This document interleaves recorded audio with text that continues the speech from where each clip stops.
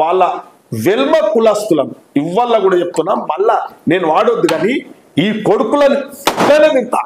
వెల్మనా కొడుకులారా మీరు ఖబర్దార్, ఇప్పటి నుంచి నడవనీయరా.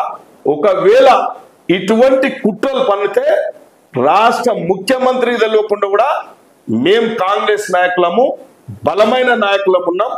మేము కూడా బయటకు వస్తే మీ భాషింగాలు కడతాం, మీ ఈపులు భాషింగాలు విమానాలు మోగుతాయి. కొడుకులారా చెప్తున్నా, వెల్మనా కొడుకులారా, ఇవల్ల ఈ వెల్మనా కొడుకుల పని మాత్రం పక్క పడతాం.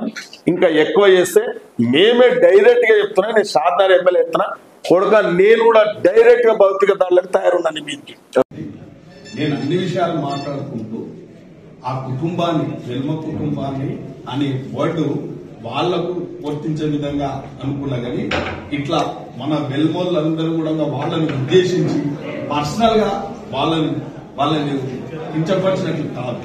అటువంటిది ఏమన్నా మిగతా వెల్మ కులస్తులందరూ వేరే రకంగా భావిస్తే నేనన్న వర్డ్ కూడా విడ్రా చేస్తున్నా. అటువంటిది ఉద్దేశం కాదు నాకు.